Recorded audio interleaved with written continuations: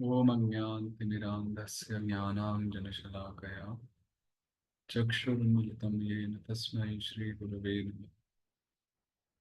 श्रीचैतन्यमनोभीष्टं स्थापितं येन भूतले स्वयं रूपः कदा मह्यं ददाति स्वपदान्तिकम्।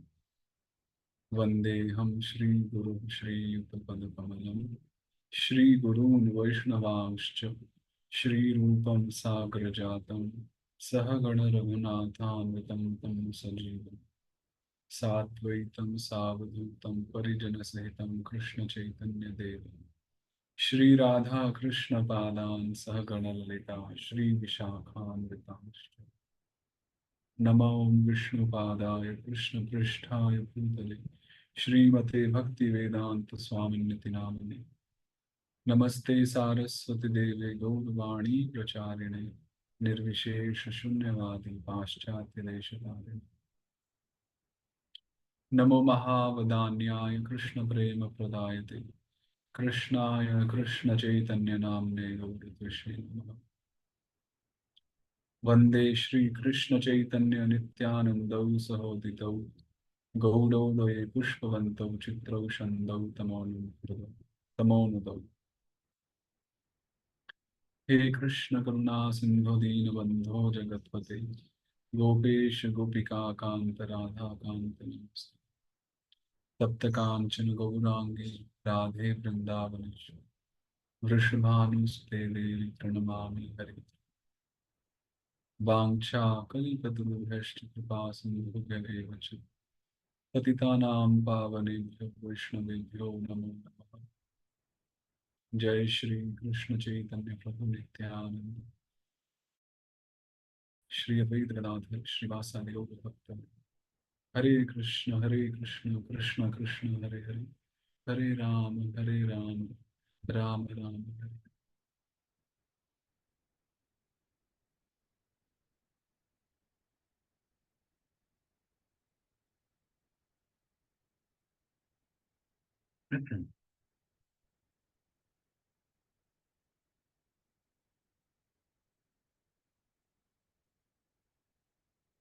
हरे कृष्ण। पुनः सभी भक्तों का हार्दिक स्वागत है दामोदर लीला के इस सत्र में जो कि रूपानुग विद्यापीठ द्वारा प्रस्तुत किया जा रहा है। तो उम्मीद है कल की कुछ यादें अभी भी ताजा होंगी। कल के एपिसोड में हमने जो जो सुना या देखा, वैसे भक्ति में सुनने को दर्शन ही कहा गया है। ये दर्शन तो वैसे वैसे तो दुनिया में जब हम कुछ चीज देखते हैं उसको दर्शन करना बोलते हैं, और आध्यात्मिक जगत में जब सिद्धांतों की बात आती है, भगवान के विषय में कोई कथा या वार्ता की बात आती है, तो उसका सुनना अर्थात दर्शन, उसको दर्शन कहा जाता है। तो कल हमने देखा, तो कहना सही होगा, गलत तो नहीं है। किस प्रकार श्री कृष्ण अ, सर्वप्रथम माता यशोदा दही मथ रही हैं, और फिर क्या उनकी अ, पोशाक है, क्या वस्त्र धारण किए हैं, क्या भाव है, गीत आदि गाते हुए भगवान का चिंतन करते हुए। भगवान पास में भी है, फिर भी उनको विरह सता रहा है। सिर्फ एक अगले ही कमरे में भगवान सो रहे हैं, कृष्ण शयन कर रहे हैं, इतना समय और इतनी दूर भी उनको सहन नहीं हो रहा है। और तो पास में संयोग होते हुए भी उनको विरह की भावना माता यशोदा को सता रही है, और उसी भावना को कम करने के लिए वो कृष्ण का चिंतन कर रही हैं, उनके विषय में गीत आदि गा रही हैं। तो कृष्ण माता की साधना को देखकर वो अपनी योग निद्रा से जाग जाते हैं और बाहर आते हैं लीला संपन्न करने के लिए। और बलराम जी को तो पहले ही उन्होंने टाटा बाय बाय करके दूर कहीं भेज दिया। तो इस प्रकार फिर हमने सुना कि माता यशोदा के पास आए, दुग्ध पान कर ही रहे थे कि दूसरी तरफ दूध में उबाल आया, माता यशोदा कृष्ण को जमीन पर रख कर चली गई। अब इसमें हम मैं एक और भाव सोच रहा था कि जब कृष्ण शयन कर कर माता के पास आए तो पृथ्वी पर चलकर आए, और जब माता की गोद में चढ़े दूध पीने के लिए, स्तनपान करने के लिए, तो पृथ्वी से वो अलग हो गया ना, पृथ्वी का स्पर्श, पृथ्वी पर जो स्पर्श कर रहे थे वो छूट गया। तो जब पृथ्वी का स्पर्श छूट गया, जब माता की गोद में भगवान चढ़े, तो अब पृथ्वी माता से भी रहा नहीं जा रहा था। तो सब कोई भगवान को निरंतर अपने पास ही चाहते हैं। तो पृथ्वी माता भी थोड़ी नाराज हुई, पर ऐसे ही फिर योजना बनी, ऐसा संयोग हुआ कि माता ने तुरंत ही पृथ्वी पर कृष्ण को, लाला को बिठा दिया, कहो या लिटा दिया। तो भगवान की लीला में सब में परस्पर एक युद्ध सा चलता है कि कौन अधिक से अधिक कृष्ण का संग प्राप्त करे, उनकी सेवा करें, उनको प्रसन्न करें। और ये सब भगवान भी जानते ही हैं, वो तो देखते ही हैं, सर्वत्र सब कुछ देखते हैं। तो कृष्ण को बहुत आह्लाद की प्राप्ति होती है। तो यही भक्तों का काम है, भक्त भगवान को आह्लाद देते हैं, और फिर भगवान प्रत्युत्तर में भक्तों को आह्लाद देते हैं, प्रसन्नता देते हैं, आनंद देते हैं। प्रहलाद आह्लाद दायिने। तो यही भक्ति है। भक्त भगवान, भक्त भगवान का पूरक है, और भगवान भक्त का पूरक है, या के पूरक हैं। पूरक समझ रहे हैं ना, कंप्लीट करते हैं, भक्त भगवान के अस्तित्व को कंप्लीट करते हैं, और भगवान भक्त के अस्तित्व को, उनके जीवन को कंप्लीट करते हैं। वो दोनों एक दूसरे के बिना अधूरे हैं। और यही इस लीला का सार है, जो हम देख रहे हैं, जो हमने कल देखा। तो फिर भगवान ने मटकी फोड़ी, और फोड़ कर वो चले गए एक दूसरे अंदर कमरे में। और जब माता आती है तो माता हंसती है सब देखकर। तो हमने माता को हंसते हुए छोड़ा था, और माता के साथ हम सब भी हंसकर, हम भी विराम विश्राम पर चले गए थे। तो आइए उस हंसी के साथ माता भी, ये कथा भी आरंभ होती है, और हम भी उस हंसी के साथ ही आरंभ करते हैं, उस हास्य के साथ। ठीक। तो भागवतम का दशम स्कंद है, अध्याय है 9। और कल हमने श्लोक 7 तक हमने सुना था, श्रवण करने का प्रयास किया था। आज हम श्लोक 8 से आरंभ करेंगे। अ, हमारा ये पाठ, ये कथा कीर्तन भगवान को प्रसन्नता प्रदान करे, यही इस कथा का, इस चर्चा का प्रयोजन है। उलूखलाङ्घ्रेरुपरि व्यवस्थितं मरकायकामं ददतं शिचिस्थितं हयङ्गवं चौर्यविशङ्किते क्षणं निरीक्ष्य पश्चात् सुतमागमच्छनैः। तो अभी हुआ क्या? अब माता यशोदा एक, मान लीजिए एक कोर्टयार्ड में या एक बाहर कहीं बैठी थी, जो कि एक सेंटर था, एक हब था घर का। क्योंकि पहले के जो घर होते थे, चारों तरफ से ऐसे कमरे होते थे, बीच में एक बरामदा टाइप होता था। आप शायद से इमेजिन कर पा रहे होंगे। तो उस बरामदे से में माता यशोदा बैठी थी। तो एक कक्ष से, एक कमरे से तो भगवान उठकर आए ही थे, जहां पर वो शयन कर रहे थे। और जब उन्होंने मटकी फोड़ी तो वो एक दूसरे कक्ष में चले गए, दूसरे एक अंदर कमरे में चले गए, जहां पर दीवार पर चिकड़, जो छिक्के होते हैं, जो छिकड़े जिनको बोलते हैं, उन पर मटके लटके हुए थे, जिनमें दही माखन सब थे। तो ये लीला कर गए, भगवान ने उस मटकी को फोड़कर भागे अंदर। हमने सुना किस तरह अंदर भागे, कितनी चतुराई के साथ वो अंदर भागे। और अंदर जाकर उन्होंने क्या किया? उलूखलांग्रे उपरी व्यवस्थितम, वहां पर, एक सेकंड जी। तो वहां पर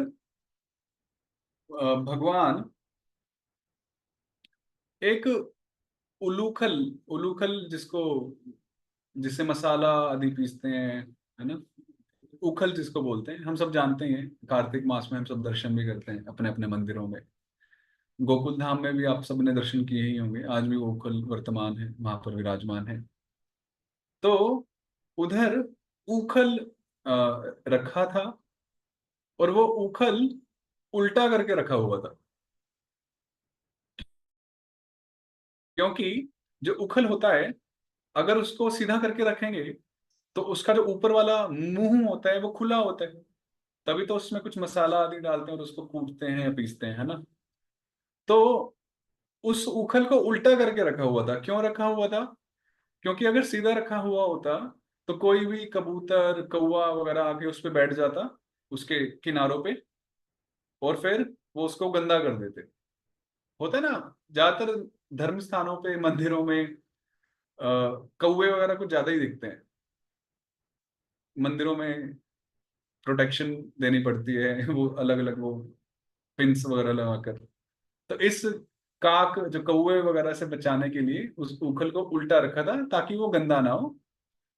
तो इसलिए जो वो उखल उल्टा रखा हुआ था उसके ऊपर चढ़कर भगवान बैठ गए। और बैठे भी ऐसे नहीं कि किसी भी आसन में, भगवान वहां स्वस्तिक आसन में बैठे। स्वस्तिक आसन आप सबको पता है, जो एक नॉर्मल जो आसन होता है, जो सबसे आसान आसन होता है, वो गूगल पे सर्च कर लीजिएगा स्वस्तिक आसन, तो उसमें पोस्चर दिखाया है। तो उस आसन में जाकर भगवान वहां बैठे। मान लो अब वो वहां पर समाधि लेने वाले हो उखल के ऊपर। मानो वो दिखाना चाह रहे हो कि भैया सभी देवी देवता, कोई पहाड़ में तपस्या करता है कोई कहीं, तो मैं चलो मैं उखल पे चढ़ के तपस्या करूंगा। तो उखल पर चढ़ के वो स्वस्तिक आसन में वो वहां विराजमान हो गए श्री कृष्ण। और वहां पर उखल में चढ़कर फिर क्या किया, वहां उस शीके चिकड़े से वो मटका भगवान ने उतारा और मरकाय कामम ददतम। और फिर वहां कई सारे बंदर थे, और एक आचार्य बताते हैं कि बिल्ली भी थी वहां पर। तो उन सबको भगवान वो जो मक्खन है, पहले तो स्वयं उन्होंने थोड़ा खाया, जब खुद की संतुष्टि हुई तो उन्होंने पेट भरकर सभी बंदरों को, बिल्ली उन सबको खिलाया। बिल्कुल खुलकर खिलाया, ये सोच कर कि इन्होंने निष्काम भाव से राम अवतार में मेरी सेवा की थी। देखिए इस दुनिया में जब हमारे पास कुछ होता है अ, तो मदद बहुत लोगों से मिल जाती है, क्योंकि उनको पता है कि हाँ इसके पास कुछ है तो शायद से हमें भी इन रिटर्न कुछ मिल सकता है सहायता करने के बदले में। परंतु जब हमारे पास कुछ नहीं होता तो निष्काम भाव से बहुत कम ही लोग सहायता करते हैं। पर जब कोई करते हैं तो हम कितने उनके ऋणी बन जाते हैं, ग्रेटफुल हो जाते हैं। तो जब रामचंद्र श्री रामचंद्र वन में थे तो उनके पास तो कुछ नहीं था, वो तो एक साधु सन्यासी की तरह वहां भ्रमण कर रहे थे। तो उस समय में सभी वानर सेना ने निष्काम भाव से प्रभु राम की सेवा की थी, तो भगवान तो ऋणी होंगे ही। सबसे ज्यादा ऋणी अगर कोई इस दुनिया में होते हैं तो वो भगवान होते हैं। तो और तो इसलिए उन बंदरों को भगवान उस भाव में मक्खन बांट रहे हैं। अभी राम अवतार के भाव में अभी तुरंत बालक के भाव में आने वाले हैं। जब माता यशोदा को देखेंगे छड़ी के साथ। तो इस प्रकार से वो माखन माखन बांट रहे हैं बंदरों को। और माखन बांटते बांटते, अब क्योंकि उनको पता है कि उन्होंने बदमाशी की है, उन्होंने कुछ उपद्रव मचाया है घर में, तो चौर्य विशंकित क्षणम, वो बैठे तो हैं स्वस्तिक आसन में, मान लो दिखाना चाह रहे हो कि मुझे कोई टेंशन नहीं है। एक आचार्य कहते हैं कि भगवान ये भी जताना चाह रहे थे कि माता, यदि आप अपनी गोद में नहीं बिठाओगी तो मैं इस उखल की गोद में आके बैठ जाऊंगा। तो कहीं तो मैं बैठूंगा ही। तो बैठे तो ऐसे हैं बिल्कुल निश्चिंत होकर, परंतु अंदर भय है, डर है, क्योंकि उन्होंने कुछ गलत काम किया है, मटकी फोड़ी है और दही वेस्ट किया इत्यादि इत्यादि, गंदा किया सब कुछ। तो चौर्य विशंकित क्षणम, अब वो बंदरों को मक्खन बांट रहे हैं और साथ ही साथ पूरा वो पूरा अपने पूरे शरीर को हिला के चारों तरफ नजर लगा रहे हैं सीसीटीवी कैमरे की तरह, कि कहाँ से कहीं मैया तो ना आ जाए, कहीं से मैया तो ना आ जाए। क्योंकि उनको भय था कि मैया उनको ताड़ने के लिए, उनको डांटने के लिए, मारने के लिए उन आ सकती है। तो आचार्य लिखते हैं कि भगवान बिल्कुल अपने जो नेत्र हैं उनकी पलकें इतनी जल्दी जल्दी ऐसे ऐसे हो रही हैं, झपक रही हैं, वो बिल्कुल तिर्यक ऐसे टेढ़े मेढ़े होके बार बार चारों तरफ नजर लगा रहे हैं, कहीं से मैया तो नहीं आ रही, कहीं से मैया तो नहीं आ रही, कहीं से मैया तो नहीं आ रही। और क्या होता है, उस कमरे में एक खिड़की होती है, और उस खिड़की में जालियां होती हैं। आपने देखा होगा टेम्पल्स वगैरह में, वृंदावन में ऐसे खिड़कियां बनी होती हैं रेड स्टोन की, उसमें थोड़ी जालियां होती हैं, है ना, जिसमें छोटे छोटे छिद्र होते हैं, छेद होते हैं। तो अब माता यशोदा ने बाहर से उन छिद्रों से, उन जालियों से कृष्ण को देख लिया कि वो अंदर बंदरों को मक्खन आदि बांट रहे हैं। तो अब माता यशोदा जब हंस रही हैं, तो उन्होंने पहले तो सोचा कि कृष्ण ने प्रयास तो पूरा किया कि ध्वनि ना हो और मुझे पता ना चले, पर माता को पता चल गया। कैसे पता चला? क्योंकि उन्होंने भले ही कितनी चतुराई अपनाई हो, है तो बच्चे ही, लीला तो बचपन में ही कर रहे हैं, बाल्य लीला कर रहे हैं। तो जो दही जो फैला था, उनके पैरों में सन कर वो दही के निशान वो फुटप्रिंट्स बन गए थे उस कमरे तक। तो माता यशोदा तो, उनको अब सीआईडी बुलाने की जरूरत तो नहीं है इतना तो वो खुद भी समझ सकती हैं। तो उन पद चिन्हों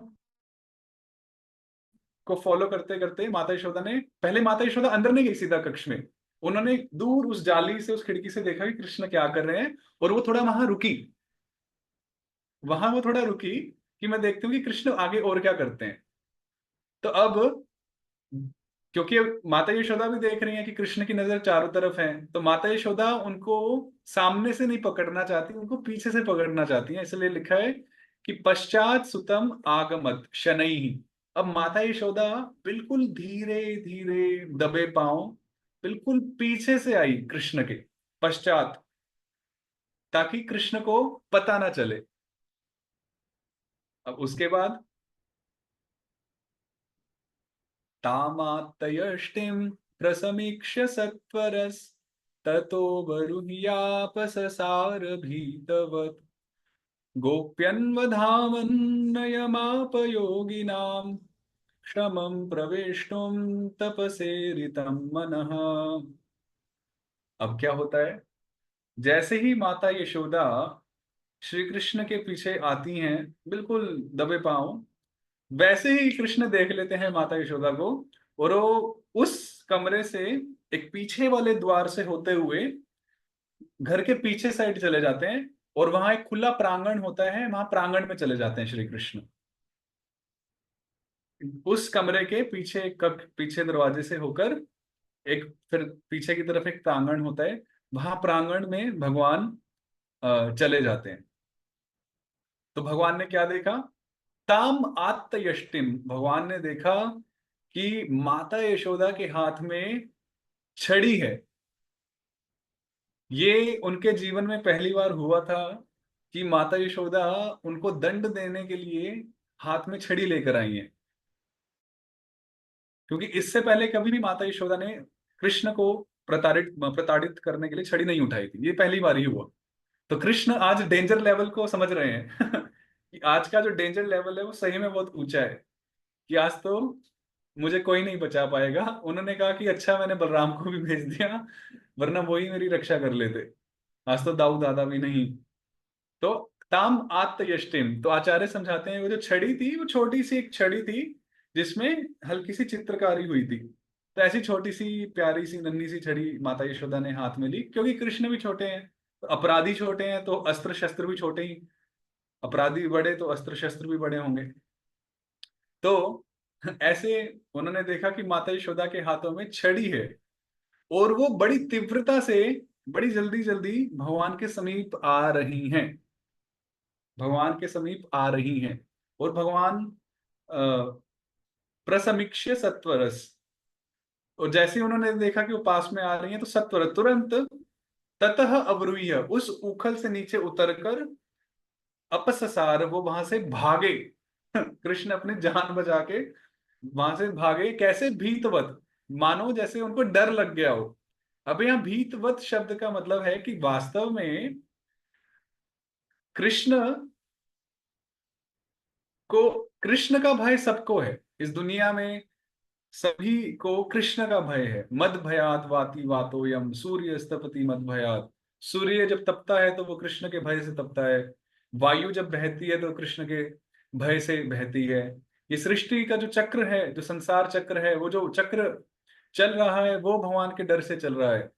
यमराज आदि महाकाल सभी भगवान से डरते हैं। स्वयं बिभेति भयम, स्वयं भय भी भगवान से भय करता है। तो ऐसे भगवान भले ही कैसे किसी से भी भयभीत हो सकते हैं। तो इसलिए भीतवत। तो कुछ आचार्य समझाते हैं कि नहीं, श्री कृष्ण स्वयं में डर गए, और कुछ आचार्य समझाते हैं कि नहीं, उनको तत्वतः उनको ज्ञात था कि मुझे किसी से भय नहीं है। तो वो एक प्रकार से उस लीला में बस आवेश उनका हुआ कि मैं डरा हुआ हूं। तो जो भी हो, भगवान डर गए थे, और जब भगवान डरे तो वहां से भागे। अब भागे तो क्या हुआ? अब माता यशोदा कम थोड़ी है, माता यशोदा भी गोपी अन्वधावत। अब जो माता यशोदा है वो भी पीछे पीछे भागी। अब सोचो, कृष्ण आगे आगे और माता यशोदा पीछे पीछे, और वहां पर चूहे बिल्ली जैसा दौड़ चल रहा है नंद महाराज के महल में। तो यही गृहस्थों में आनंद होता है। दुख होता है तो सुख भी होता है, और ये सुख है गृहस्थों में कि जो बच्चे होते हैं उनकी तोतली बोली, बच्चों के साथ इस प्रकार क्रीड़ा आदि करना, उनकी इन ऐसी नटखट हरकतें देखना। तो उससे ही जो गृहस्थ होते हैं, पति पत्नी दंपति इत्यादि, उनको बड़ा आनंद आह्लाद की प्राप्ति होती है। खैर, ये तो श्री कृष्ण तो परम ब्रह्म है, परम सत्य है, जो कि बालक स्वरूप में आए हैं, वो भी नंद महाराज के घर में। तो इनका तो सोना ही सोना है और चांदी ही चांदी है। खैर, तो जो माता यशोदा है वो भी पीछे पीछे भागी। तो अब सुखदेव गोस्वामी कहते हैं कि जिन भगवान को योगी जन कई दीर्घ समय तक तपस्या आदि करने के बाद भी अपने मन को उनमें टिका नहीं पाते। कई जो योगी जन होते हैं, काफी दीर्घ काल तक तपस्या आदि कर कर वो अपने मन को भगवान में टिका नहीं पाते, या भगवान को अपने मन से पकड़ नहीं पाते। तो अब जो भगवान, जो श्री कृष्ण ऐसे योगियों के मन के वश में नहीं आए, तो वो माता यशोदा के हाथों के वश में क्या आएंगे? ये एक प्रश्न है जिसको आगे सुखदेव गोस्वामी समझाएंगे। तो भगवान किसी के पकड़ में नहीं आते हैं, परंतु फिर भी माता यशोदा पीछे पीछे भाग रही है, और कृष्ण का पीछा कर रही है कि आज तो मैं इसको पकड़ कर ही रहूंगी। क्योंकि माता यशोदा को चिंता हुई कि इसके इसकी जो शरारतों का जो स्तर है, जो लेवल है, वो दिन प्रतिदिन बढ़ रहा है। और यदि मैंने इसको ठीक नहीं किया, मैंने इसका उपचार नहीं किया, तो शायद से ये भविष्य में चोर डकैत भी बन सकता है। कृष्ण भविष्य में चोर डकैत भी बन सकता है, और कौन भली माँ चाहेगी कि उसका बेटा चोर डकैत बने और कुल का नाम खराब करे।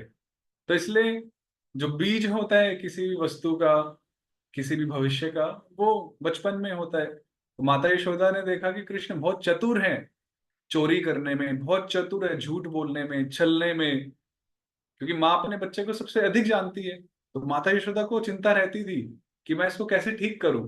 तो आज उन्होंने ये बिल्कुल सही मौका देखा, और आज तो उन्होंने छड़ी ही उठा ली, जो आज तक उन्होंने कभी नहीं उठाई थी। आगे हम पढ़ेंगे, सुनेंगे कि माता ने छड़ी तो उठाई, परंतु माता के हाथ भी कांप रहे थे। छड़ी उठाई माता ने, पर माता के हाथ भी कांप रहे थे। क्योंकि भले ही वो क्रोध आया, परंतु फिर भी जो क्रोध वाला जो रस है, जो जो कि एक गौण रस है 7 रसों में, उससे ऊपर तो माता का वात्सल्य रस है। तो वात्सल्य रस के ऊपर तो जो क्रुद्ध रस तो नहीं आ सकता। तो तो अभी माता का वात्सल्य रस में क्रुद्ध रस मिश्रित हुआ। आप सबने रसों के बारे में सुना ही होगा।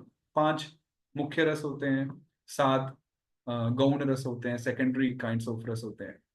तो अभी माता का वात्सल्य और क्रोध का रस चल रहा है, और भगवान का वात्सल्य और भय का रस चल रहा है। है ना? मिश्रण मिश्रण है। तो माता का भले ही क्रोध है, परंतु अभी भी वो क्रोध वात्सल्य पर आधारित है। वो क्रोध कोई द्वेष भावना से नहीं है, ईर्ष्या भावना से नहीं है, वो वात्सल्य पे आधारित क्रोध है। अन्वंचमाना जननी बृहच्चल श्रोणी भराक्रांत गति सुमध्यमा जवेन विस्रंसित केश बंधन च्युत प्रसूनानुगति परामृशत। तब कृष्ण आगे आगे, माता यशोदा पीछे पीछे। तब जैसे माता यशोदा पीछा कर रही हैं कृष्ण का, तो कृष्ण भी इतनी गति में चल रहे हैं कि माता यशोदा को लग रहा है बार बार कि बस पकड़ में आ गया, बस पकड़ में आ गया, परंतु वो पकड़ में आ नहीं रहे थे कृष्ण। तो क्योंकि कृष्ण की संकल्प शक्ति थी कि मैं पकड़ में नहीं आऊंगा, और माता की संकल्प शक्ति थी, माता का संकल्प था कि मैं कृष्ण को पकड़ के रहूंगी। तो दोनों की हट थी। कृष्ण का हट था कि मैं पकड़ में नहीं आऊंगा, इसलिए वो भाग रहे थे। माता का हट था कि मैं पकड़ कर रहूंगी, इसलिए वो पीछे पीछे भाग रही थी। तब दोनों की हटों में मुकाबला चल रहा है, टग ऑफ वॉर चल रहा है। तो अब कौन जीतेगा, वो हम अब सुनेंगे, पढ़ेंगे। तो माता यशोदा भाग रही है कृष्ण का पीछा करते करते, परंतु थोड़ी समस्या आ रही है। बृहत चलत श्रोणी। अब माता यशोदा का जो शरीर है, जो काय है, वो थोड़ा भारी शरीर है, और उम्र भी थोड़ी है, अच्छी उम्र है। तो भारी शरीर होने के कारण जो मध्यम भाग है वो भारी है, नितंब भारी है, कटी प्रदेश भारी है। तो भारी शरीर होने के कारण उनकी जो स्पीड है, जो गति है, वो थोड़ी स्लो, धीमी हो गई। वो उनको तेज नहीं भागने दे रही, मानो उनका शरीर, उनका साज, उनका श्रृंगार भी माता को रोक रहा हो कि कृष्ण को मत पकड़ो, कृष्ण को मत पकड़ो। वो स्वतंत्र हैं, वो स्वराट हैं। आप कैसे किसी स्वराट स्वतंत्र व्यक्ति को बंधन में ला सकती हैं? कैसे आप उनको पकड़ सकती हैं? उनको तो कोई भी नहीं पकड़ सकता, तो आप कैसे पकड़ सकती हैं?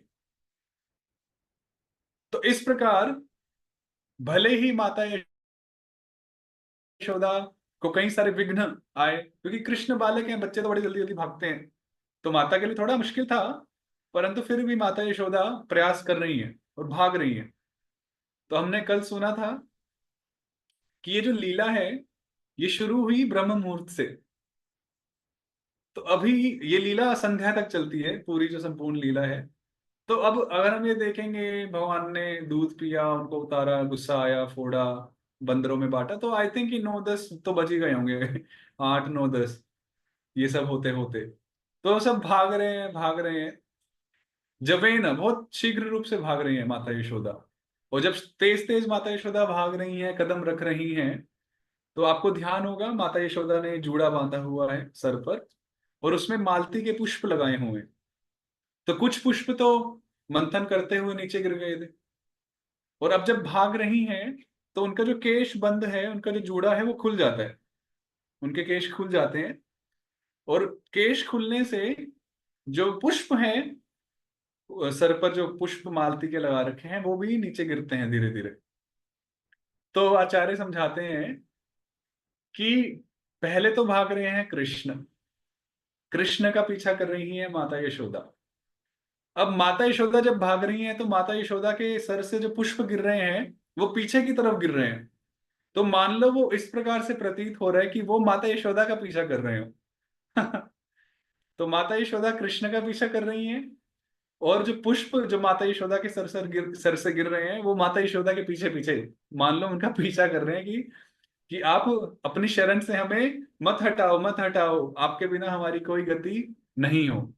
और अंततः बड़े परिश्रम और बड़ी कठिनाइयों के साथ माता ने कृष्ण को परामृशत, पकड़ लिया। जिन भगवान को कोई भी योगी जन या नहीं पकड़ सकते, जिनको पकड़ना तो क्या, जिनको समझना ही अत्यंत कठिन है, दुर्लभ है, ऐसे भगवान को, ऐसे श्री कृष्ण को माता यशोदा ने अपने हाथ से पकड़ लिया। और सिर्फ पकड़ा ही नहीं, आगे भी तो सुनिए क्या उपचार किया माता यशोदा ने कृष्ण का। कृतागसं तं प्ररुदन्तमक्षिणी कषन्तमञ्जन्मषिणी स्वपाणिना उद्वीक्षमाणं भयविह्वलेक्षणं हस्ते गृहीत्वाभिशयन्त्यवागुरत्। तो माता यशोदा ने जब कृष्ण को पकड़ा, तो देखिए जब अपराधी जब बचने का प्रयास करते तो वो पूरे जी जान लगा देते हैं, पर जब वो पकड़ में आ जाते हैं तो फिर उसका रोना धोना चालू होता है। वो बड़ा विनम्र बनने का प्रयास करता है, सामने वाले की सिंपथी जीतने का प्रयास करता है, शांत। तो इस प्रकार माता यशोदा ने उस पापी को पकड़ ही लिया, कृष्ण कृतागसम। अगसम मतलब पाप, जिसने कुछ दुष्कर्म किया, कुछ अनाचार किया, जो कि मक्खन चुराना, मटके को फोड़ देना इत्यादि। माता को भगाना, अपनी माँ को भगाया, वो भी ठीक है। तो ऐसे कृष्ण को माता यशोदा ने पकड़ लिया। अब लिखा है हस्ते गृहीत्वा, माता यशोदा ने कृष्ण को दाहिने हाथ से पकड़ा। तो माता यशोदा ने कृष्ण का दाहिना हाथ पकड़ा, राइट हैंड। तो माता यशोदा ने जब कृष्ण को पकड़ा तो कृष्ण को उनके राइट हैंड से पकड़ा, दाहिने हाथ से पकड़ा। तो अब यहां लिखा है जब भगवान को राइट हैंड से पकड़ा, तो अब कृष्ण रोने लगे। रोने इसलिए लगे क्योंकि उनको बहुत भय लग रहा था, क्योंकि माता का ये रूप उन्होंने पहले आज तक नहीं देखा था, जो डरावना रूप है। क्योंकि माता यशोदा कृष्ण को वो नजर भी दे रही डाल रही थी, होता है ना जो गुस्से वाली जो नजर होती है, जो माताएं बच्चों पे डालती हैं ऐसे बिल्कुल गरम आंखें करके, रेड हॉट आईज। तो माता यशोदा उस भयानक लुक से कृष्ण को देख भी रही है, उनको कृष्ण को डराने के लिए ऑफ कोर्स। तो कृष्ण बहुत ज्यादा ही डर चुके हैं, और अब कृष्ण रोने लगे कि माता शायद रोने से मान जाए। अब मानी तो नहीं, शायद रोने से मान जाए। प्रभुपाद जी एक तात्पर्य में लिखते हैं, लेडीज के लिए, औरतों के लिए लिखते हैं, माताओं के लिए, कि जो माताएं होती हैं, वुमन लेडीज होती हैं, उनका सबसे बड़ा हथियार अगर कोई है तो वो है क्राइंग, रोना। जिससे वो किसी को भी हरा सकती हैं। खैर बच्चों के लिए भी सेम हम कह ही सकते हैं। तो जब कोई काम नहीं बनता है तो चाहे वो माताएं हो या बच्चे हो, वो रोने लगती हैं। तो ये प्रभुपाद जी के शब्द हैं, आप मुझे मत कुछ कहिएगा। तो श्री कृष्ण रोने लगे। उन्होंने सोचा कि शायद इससे काम बन जाए। क्योंकि प्राय श्री कृष्ण दिखावटी रोते थे, वास्तव में नहीं रोते थे। तो अन्य अन्य मत हैं, कुछ मत हैं कि वो वास्तव में रो रहे थे, कुछ मत हैं कि वो दिखावटी रो रहे थे, जो भी है वो रो रहे थे। अब जब वो रो रहे हैं तो उन्होंने आंखों में काजल लगाया हुआ है, या काजल है। तो अब जब वो रो रहे हैं तो अब क्या होता है, जब बच्चा रोता है तो जनरली माँ आती है और उसके आंसू पोंछती है। ऐसा ही तो होता है, या कोई बड़ा होता है तो उसके आंसू पोंछती है। तो कृष्ण जब रो रहे हैं तो कृष्ण ने थोड़ी प्रतीक्षा की कि अब माता यशोदा आंसू पोंछेगी मेरे, अब माता यशोदा आंसू पोंछेगी अब। पर फिर कृष्ण को समझ में आ गया कि आज तो माता यशोदा मेरे आंसू पोंछने वाली नहीं है, क्योंकि मैंने अपराध किया है। तो इसलिए थोड़ा सा उन्होंने वेट किया, थोड़ा जब वो रो लिए तो उन्होंने कहा कि अब तो खुद की हेल्प खुद ही करनी पड़ेगी। इसलिए उन्होंने अपना लेफ्ट हैंड आगे लिया। आचार्य समझाते हैं क्योंकि राइट हैंड से तो पकड़ा हुआ है माता ने, तो लेफ्ट हैंड आगे लिया, और उसका जो ये पीछे वाला भाग होता है, उससे ऐसे ऐसे भगवान अपने आंसुओं को मलने लगे।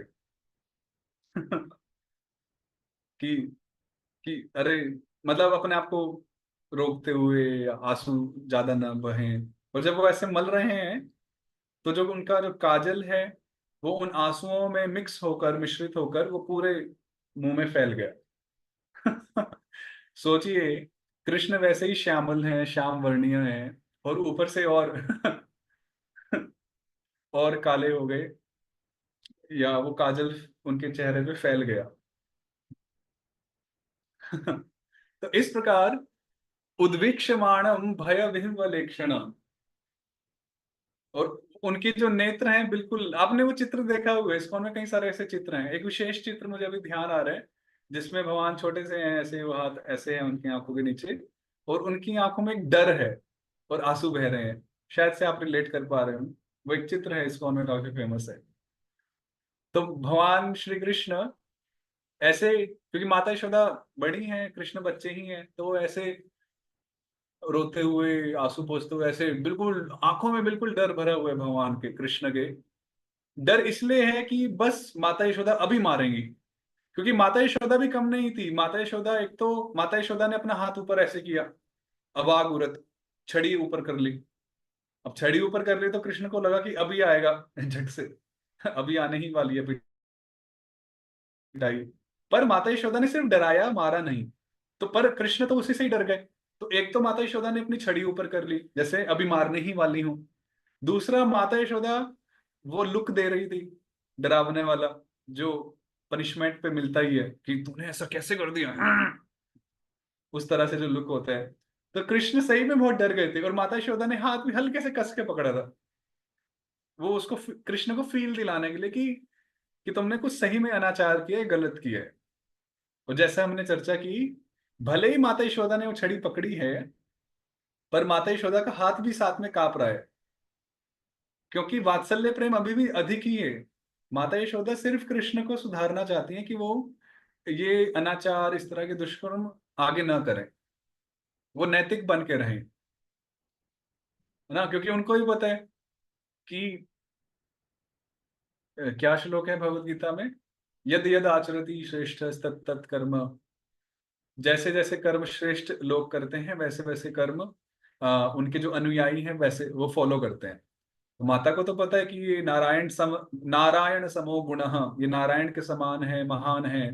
तो अगर ये महान व्यक्ति चोरी करेगा, अनाचार करेगा, इस तरह के षड्यंत्र रचेगा, झूठा रोएगा, तो बाकी सब इसको फॉलो करके ऐसे ही बन जाएंगे, अनैतिक बन जाएंगे। तो माता का फर्ज है कि अपने बच्चे को सही शिक्षा दें, सिखाएं।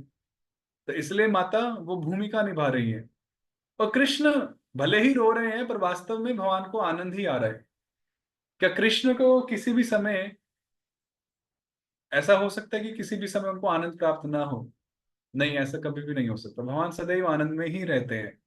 भले ही हमें लगे कि उनको बाहर, बाह्य तौर से कोई दुख है, कोई पीड़ा है, पर भीतर ही भीतर उनका वो सुख और उनका वो आनंद चलता ही रहता है। भक्तों के साथ जो रस का आदान प्रदान है वो चलता ही रहता है। जैसे कुरुक्षेत्र के युद्ध भूमि में जब भीष्म देव बाण छोड़ते थे, तो कई सारे बाण भगवान को भी लगते थे सारथी रूप में, और उनके देह से रक्त भी बहता था। तो लिखा है कि भले ही हमें दूर से लगेगा एज अ थर्ड पर्सन कि अरे भगवान को कष्ट हुआ, उनको खून बह रहा है, परंतु उनको ऐसा लग रहा था कि जैसे कोई प्रेमी पुष्प वर्षा कर रहा हो, या कोई भक्त पुष्पों की वृष्टि कर रहा हो। तो इस प्रकार भक्त के साथ भगवान का जो आदान प्रदान है वो काफी गुह्य होता है, और वो सदैव उसका आस्वादन ही करते हैं, उसमें आनंदित ही होते हैं। तो ये सब लीलाएं हैं। तो माता यशोदा ने डराया कृष्ण को, और कृष्ण सही में बहुत भयभीत हो गए। और जब भयभीत हुए तो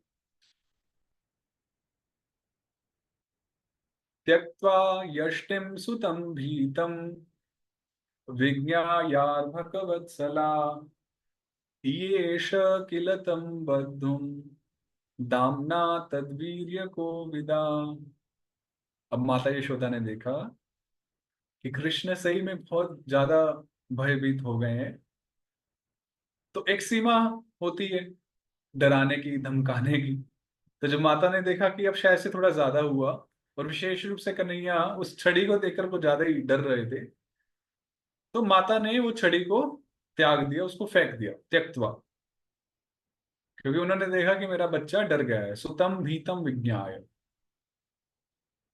ऐसा क्यों किया? क्योंकि अर्भक वत्सला, उनका जो वात्सल्य प्रेम है अपने कृष्ण के प्रति, बच्चे के प्रति। कोई भी बच्चा हो, बच्चों के प्रति तो नेचुरली वो वात्सल्य भाव आ ही जाता है। और जब अपना ही बच्चा हो तो फिर बात ही क्या हो, और वो भी कृष्ण ही बच्चा हो तो तो क्या कहना। तो उस वात्सल्य प्रेम के चलते माता ने कृष्ण को वो ना ज्यादा डरे तो वो उस छड़ी को फेंक दिया। क्योंकि माता ने विचार किया कि अगर कृष्ण क्रोध में आके कुछ गलत कदम रख दे आगे, अगर वो क्रोध में आके मान लो वो जंगल में प्रवेश कर ले इत्यादि, घर छोड़ दे, तो माता को डर लग गया कि अगर ऐसा कृष्ण ने कुछ किया तो ये तो गलत होगा। तो इसलिए रोते रोते पहले भगवान भी बोलते हैं माता को कि माता माता, मैं आगे से ऐसा नहीं करूंगा, आगे से ऐसा नहीं करूंगा, आप इस छड़ी को प्लीज छोड़ दो, कृपया छोड़ दो। तो माता कहती है कि अगर तुम्हें इतना ही डर है तो क्यों की तुमने शैतानी, क्यों तुमने फोड़ा मटके को, अब तुम्हें सजा तो मिलेगी ही, तुम्हें सजा तो मिलेगी ही। तो उन्होंने उस छड़ी को तो साइड में रख ही दिया। फिर माता यशोदा ने तीन चार मीठी मीठी गालियां सुनाई भगवान को। क्या? कि हे वानर बंधो, हे बंदरों के दोस्त, हे माखन प्रिय, जिसको माखन प्रिय है, इस प्रकार से आचार्य कई सारे ऐसे संबोधन लिखते हैं जो माता यशोदा ने कृष्ण को कहे कि तुम वानरों के बंधु हो, तुम बहुत शैतानी हो, उद्यमी हो, तुम ऐसे हो, तुम वैसे हो, तुम्हें तो मैं सबक सिखाकर ही रहूंगी, तुम्हें मैं ऐसा सबक सिखाऊंगी, तुम अपने घर में तो क्या, तुम किसी भी घर में माखन आदि नहीं खा पाओगे। माखन खाना तो दूर, तुम कहीं जा भी नहीं पाओगे, तुम किसी से खेल नहीं पाओगे और अपने मित्रों के साथ मिल भी नहीं पाओगे, तुम्हें मैं ऐसा दंड दूंगी। तो ऐसा सोचते हुए माता यशोदा ने सोचा कि अब मैं कृष्ण को बांधूंगी। तो उन्होंने बांधने की इच्छा की कि मैं अब कृष्ण को बांधूंगी। तो दो कारण थे। एक तो कारण यह था कि कृष्ण कहीं गुस्से में घर ना छोड़ दे, इसलिए बांधना था। दूसरा कारण यह था कृष्ण को दंड देने के लिए कि आज जब इसको पता चलेगा कि इसकी इस हरकत का जो परिणाम है वो यह है कि उसको आज खेलने को नहीं मिलेगा, अपने दोस्तों के साथ मिलने को नहीं मिलेगा, उसको माखन आदि नहीं मिलेगा, वो कहीं जा नहीं पाएगा। तो काफी अच्छी पनिशमेंट है ना एक बच्चे के लिए।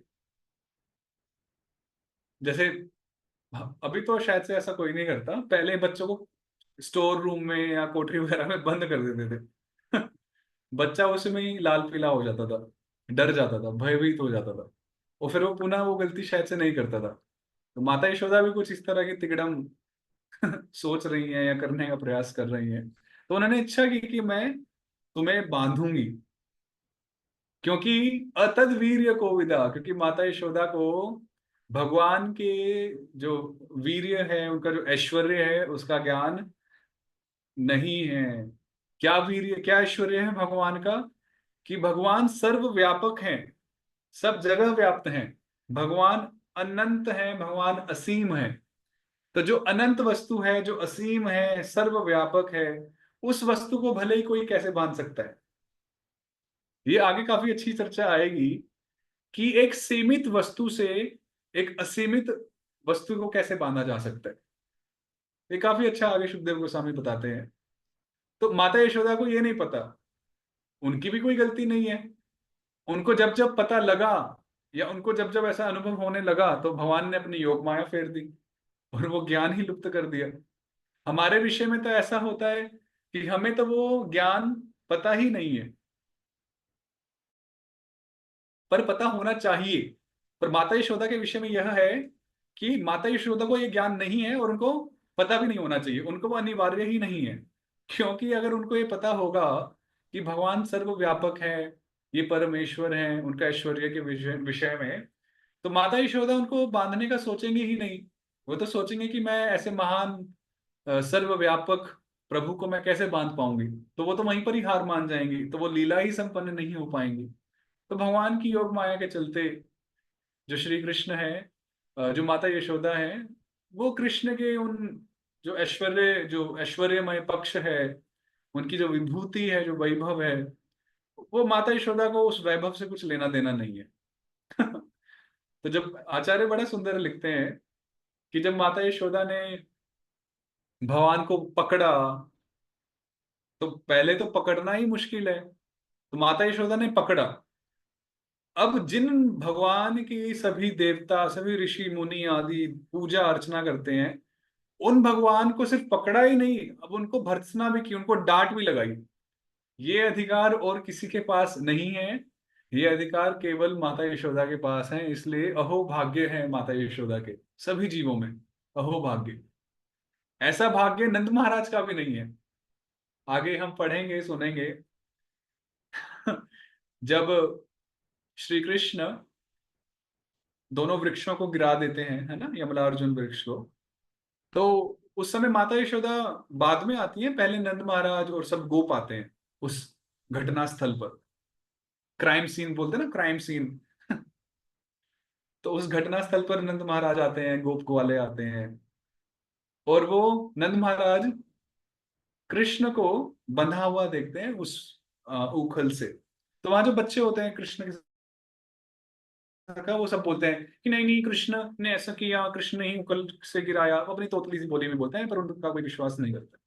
तो नंद महाराज कृष्ण को देख के हंसते हैं मन ही मन।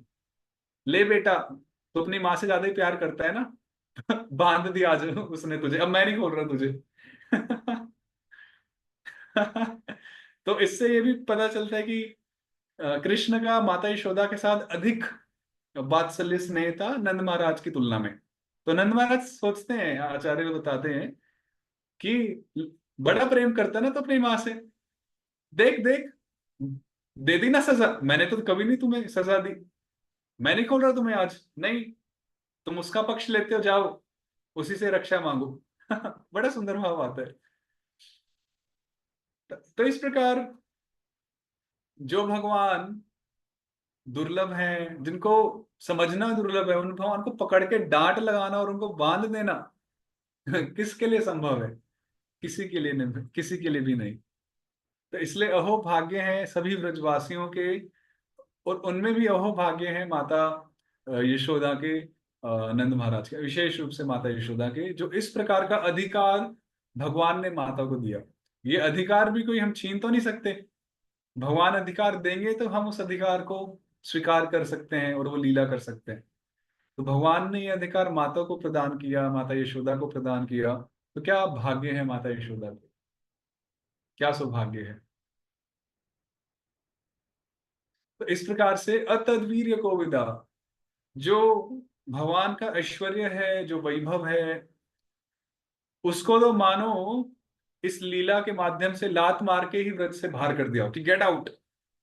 व्रज में भगवान कृष्ण का वैभव ऐश्वर्य की कोई आवश्यकता नहीं है, यहां नहीं चलेगी कोई ऐश्वर्य भाव की। यहाँ तो सिर्फ माधुर्य ही माधुर्य है, वात्सल्य ही वात्सल्य है। यहाँ पर माधुर्य की ही गंगा बहेगी, वात्सल्य की ही गंगा बहेगी। ऐश्वर्य की जितना जितनी गंगा बहानी हो, मथुरा वैकुंठ व्रत वहां पर आप बहाओ। यहाँ पर ऐश्वर्य का ऐ भी नहीं प्रवेश कर सकता। तो इस भाव से माता ने कृष्ण को बांधने की इच्छा की, कृष्ण को बांधने की इच्छा की, कृष्ण को बाउंड करने की इच्छा की। कभी कभी भक्त लोग भी भगवान को बांधने का प्रयास करते हैं कि अब, जैसे कभी कभी हम संकल्प लेते हैं कि अब तो भगवान को हमारे लिए ऐसा कुछ करना ही पड़ेगा, अब तो भगवान को मेरी जॉब पक्की करानी ही पड़ेगी। सो होता है ना कभी कभी ऐसा, अब तो मेरी शादी करानी ही पड़ेगी, वगैरह वगैरह। तो एक प्रकार से देखा जाए तो हम भगवान को बांधने का प्रयास कर रहे हैं ना, अपने उन संकल्पों से, मानसिक संकल्पों से। भगवान तो बंधने के लिए राजी हैं, he is very much happy, खुश हैं वो, आतुर हैं। परंतु वो तीव्रता, वो मेहनत, वो शुद्धता, वो सुकृति, और फिर भगवान ने हमें अधिकार भी दिया हो, तो उन सब की आवश्यकता है। मुख्य रूप से भक्ति। तो जितने अधिक भक्तिमान हम होंगे, भक्तिमती हम होंगे, उतना अधिक भगवान बंधने के लिए राजी हो जाते हैं, ही बिकम्स रेडी बंधने के लिए। इसलिए बोलते हैं ना, भजन है भगत के वश में है भगवान। वृंदावन में काफी चलते हो। तो ऐसे हैं भगवान जो भक्त के वश में आ जाते हैं। भगवान का एक नाम है ऋषिकेश। आप सबने सुना ही होगा ना, ऋषिकेश, जिसका अर्थ होता है जो सभी इंद्रियों के स्वामी, जब सभी इंद्रियों के कंट्रोलर हैं, नियंता हैं।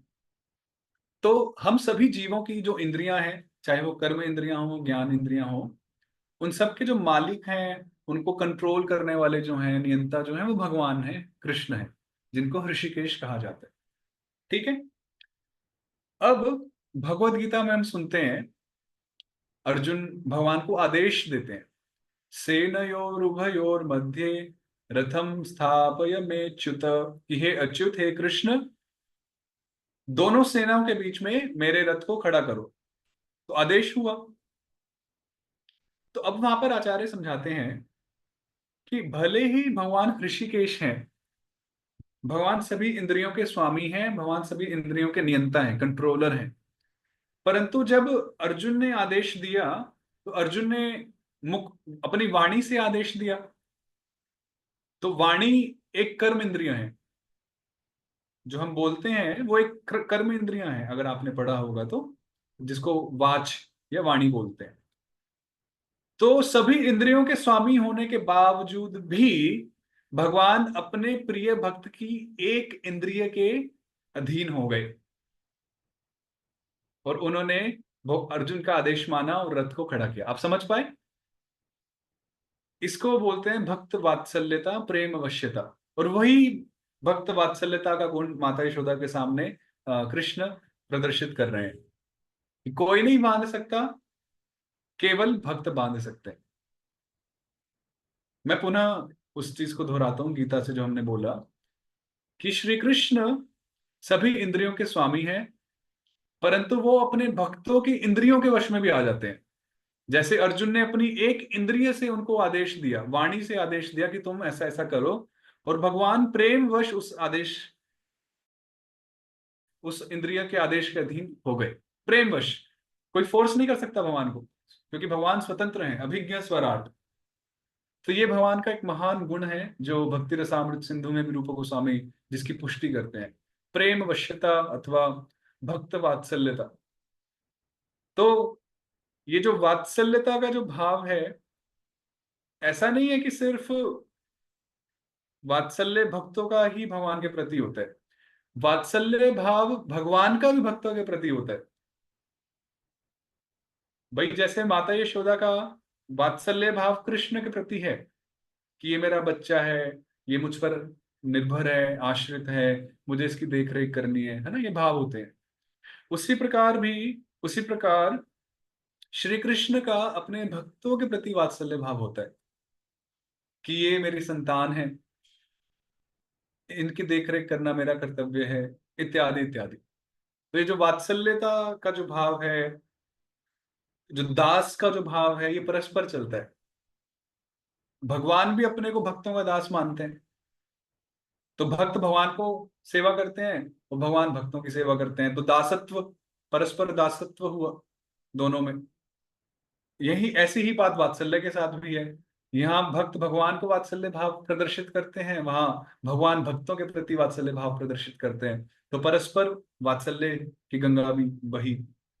तो इस प्रकार से बड़ा ही मधुर संबंध भगवान के साथ होता है भक्तों का, और भक्तों के साथ भगवान का। तो इसलिए विशेष रूप से जो व्रज का जो भाव है, व्रज के भाव में ऐश्वर्य भाव कहीं भी गिनती नहीं आती। तो ऐश्वर्य भाव को व्रज से बाहर ही रखा जाता है, व्रज में सिर्फ और सिर्फ भगवान का माधुर्य। इसलिए तो उद्धव जी को भी भगवान ने भेजा, वो बड़े ऐश्वर्य भाव की बात कर रहे थे, ये तत्व, वो सिद्धांत, आदि आदि। तो भगवान ने जब उद्धव जी को भेजा तो उद्धव जी को भी समझ में आया कि नहीं, ये जगह जो है ये ऐश्वर्य से कहीं ऊंची है, जो कि माधुर्य, वात्सल्य, इन शुद्ध भावों से पूर्ण है। तो भगवान ने कई बार हमें समझाने का प्रयास किया, चेष्टा की कि व्रज में ऐश्वर्य नहीं चलेगा, यहाँ सिर्फ और सिर्फ वो शुद्ध जो भाव है, मधुर भाव है, वही चलेगा। और उसी भाव को माता यशोदा धारण कर रही हैं और कृष्ण को बांधने का प्रयास कर रही हैं। आप में से कौन कौन भक्त गोकुल आए हैं, यहाँ रमन रेती गोकुल दर्शन किए हैं? आप वर्चुअल अपने जूम पे हैंड रेज कर सकते हैं। किस किसने उखल बंधन, गोकुल मंदिर, 84 खंबा? वेरी गुड, बहुत सारे भक्त हैं। तो जो भक्त नहीं आए हैं, बहुत अच्छा मौका है, कार्तिक का महीना है, आप आइए, दर्शन कीजिए, स्मरण कीजिए, जप कीजिए। तो वही स्थान है जहाँ पे वो बंधन हुआ, जहाँ पे वो वही गोकुल है, वही मिट्टी है जहाँ माता यशोदा भाग रही थी कृष्ण के पीछे पीछे। तो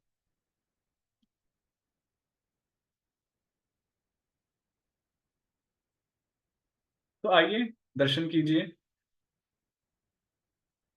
एक और श्लोक हम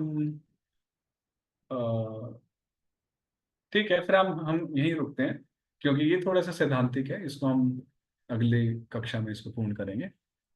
तो किसी भक्त को कुछ टीका टिप्पणी हो, कुछ प्रश्न हो, तो आप कह सकते हैं। हरे कृष्णा।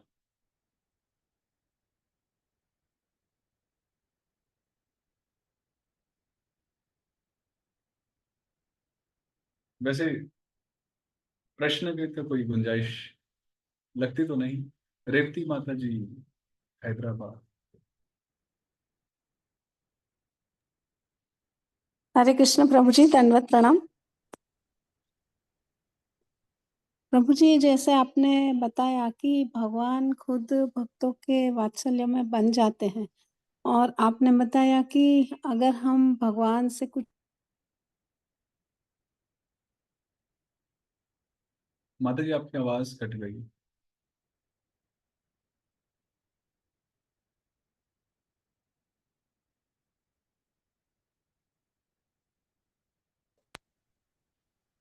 हरे कृष्णा। जी माता जी, बताइए। प्रभु जी, जैसे आपने बताया कि भगवान भक्त वत्सल है, अपने भक्तों के वात्सल्य में भगवान बंध जाते हैं। तो जी। आपने बताया कि कोई वो मांगता है कि मुझे जॉब अच्छा चाहिए, कि मेरा शादी हो जाना। तो प्रभु जी, जैसे हम भगवान को, आप बोले कि ऐसा हम करने से भगवान को बांध लेते हैं और भगवान बंध भी जाते हैं। तो प्रभु जी, ये हमको भगवान से एक भक्त होकर हमें भगवान से मांगना चाहिए, कि या हमें भगवान से कुछ भी मांगना नहीं चाहिए, भगवान स्वतः ही हमारी इच्छा जान देते हैं?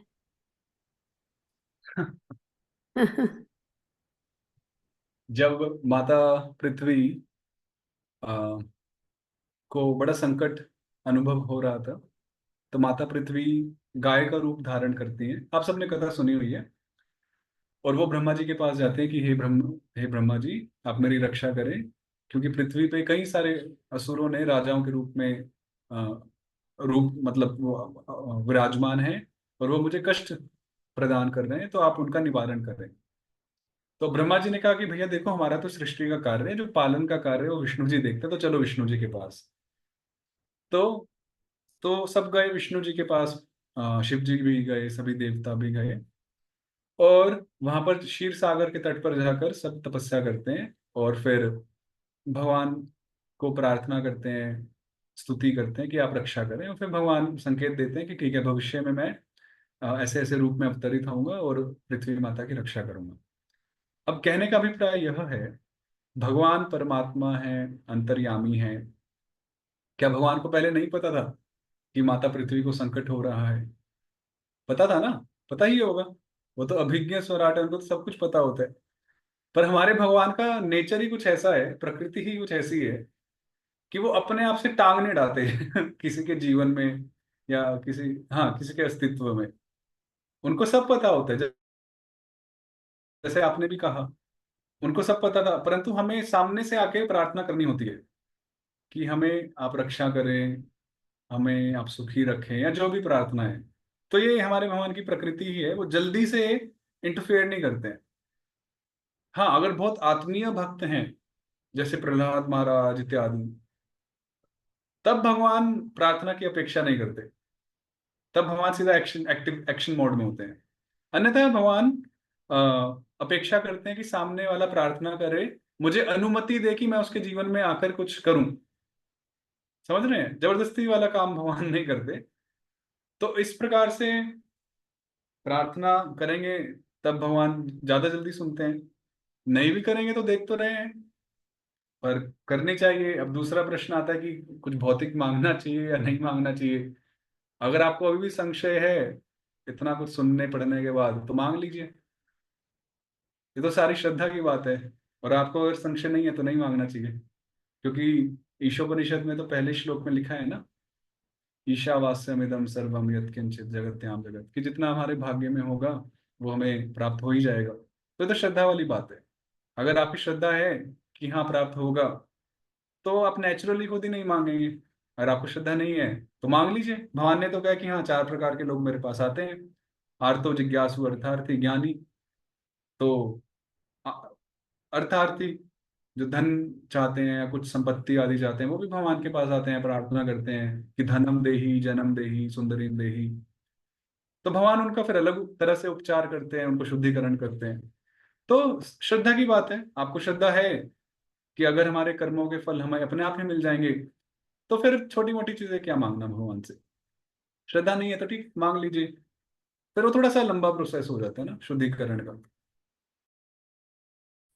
ठीक है, आई होप कुछ समझ में आया होगा यार, सही होगा। कुछ बोलना है? मैंने अनम्यूट किया आपको। जी प्रभु जी, थैंक यू वेरी मच, बहुत अच्छे से आपने बताया, पूरा डाउट मेरा क्लियर हो गया। थैंक यू सो मच, मुझे आपकी क्लास भी बहुत अच्छी लगी प्रभु जी, आप बहुत अच्छे से समझाते हैं, परम बहुत सुंदर। अच्छा।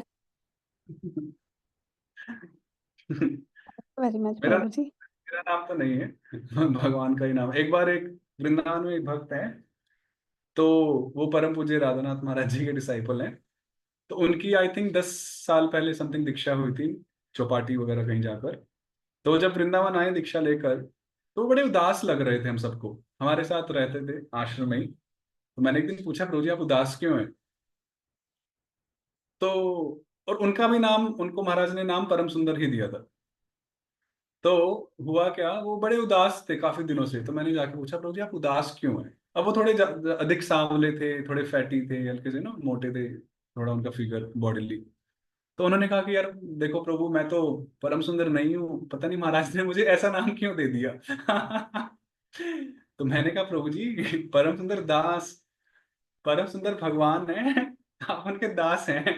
हालांकि वो उम्र में काफी बड़े थे, पर कुछ कुछ चीजें होती हैं हम भूल जाते हैं। तो खैर, क्या कहना। अच्छा, और किसी को कुछ टीका टिप्पणी या कुछ भी पॉइंट अच्छा लगा हो, या आपका कुछ रियलाइजेशन हो दामोदर लीला को लेके, एनी वन पॉइंट? समय है हमारे पास थोड़ा, 5-10 मिनट।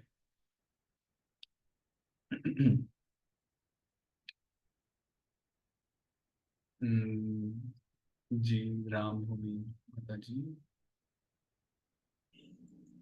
हरे कृष्णा प्रभु जी, दंडवत प्रणाम। प्रभु जी आपकी क्लास हमेशा बहुत अच्छी लगती है, थैंक यू सो मच। बहुत सहजता से, बहुत सरलता से आप कथा सुनाते हैं और हमें बांध लेते हैं। और मुझे ये पॉइंट बहुत अच्छा लगा, और मैंने फर्स्ट टाइम सुना कि भगवान इंद्रियों के स्वामी है, फिर भी भक्त की एक इंद्री से बंध जाते हैं। ये बहुत अच्छा पॉइंट मुझे लगा, थैंक यू सो मच। पूरी कथा ही वैसे अच्छी लगी, बट ये स्पेशल मुझे जो याद रखने योग्य, और जो अभी आपने प्रश्न का उत्तर भी दिया वो भी बहुत अच्छे से, थैंक यू सो मच प्रभु जी। हरे कृष्णा। मैं अपने नोट्स लेके बैठा हूँ।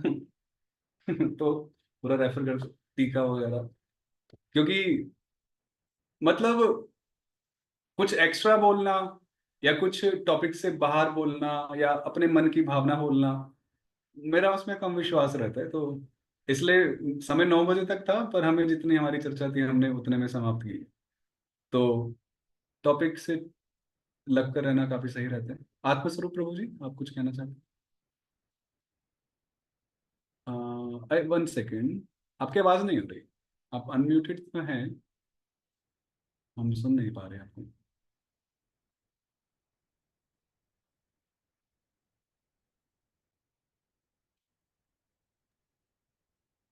हरे कृष्णा।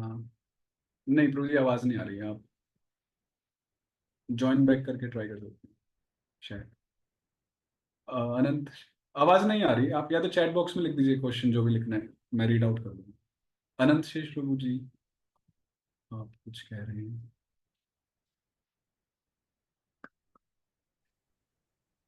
हरे हरे कृष्णा। कृष्णा। हरे कृष्णा प्रभु जी, दंडवत प्रणाम प्रभु जी। यस प्रभु प्रभु जी जी। आपने ये दामोदर लीला में बताया कि नंद महाराज देखते हैं कि यशोदा माता ने बांध दिया है भगवान श्री कृष्ण को, जो स्वराट है उन्हें बांध दिया।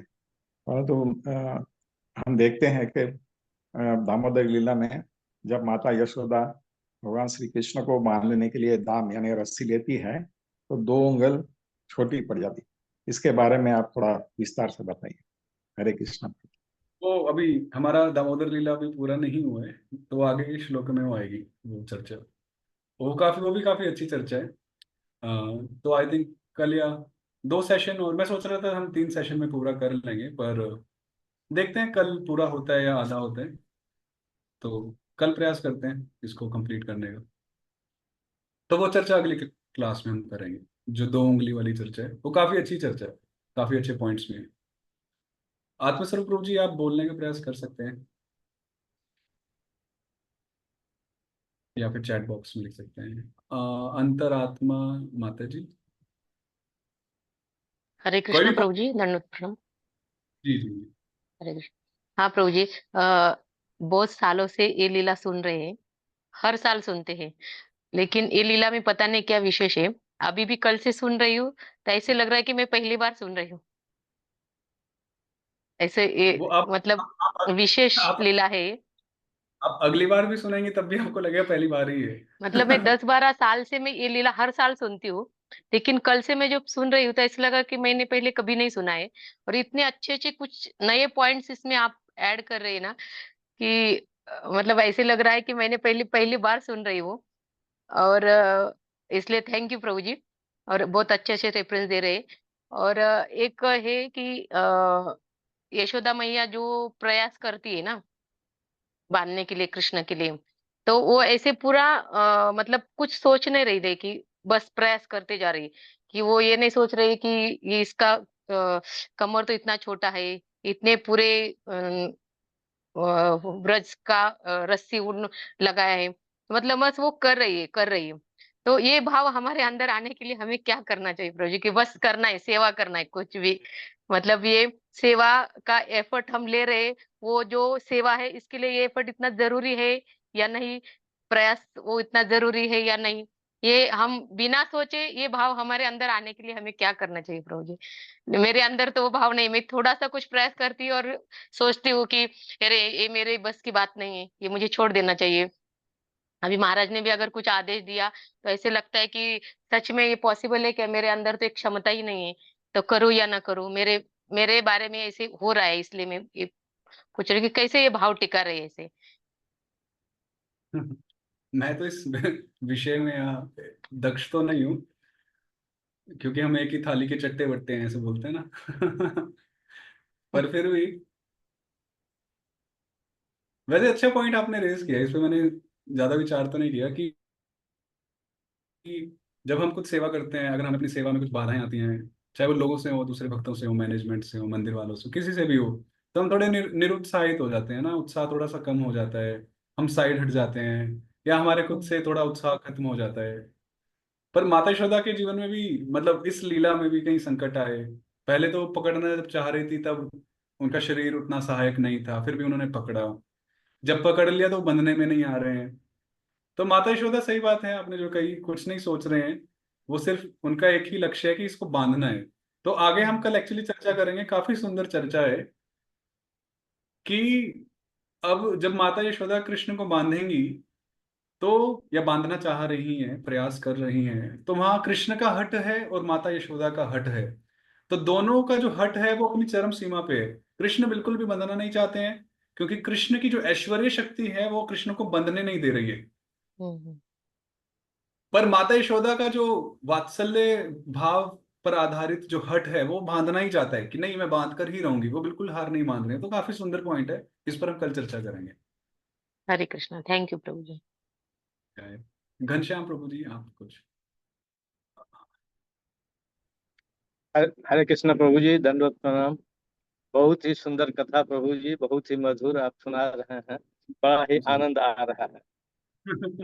इसमें इसमें प्रभु जी मेरा एक ये है कि मतलब आप जो हर चीज में जो भाव, उसके पीछे का भाव बताते हैं।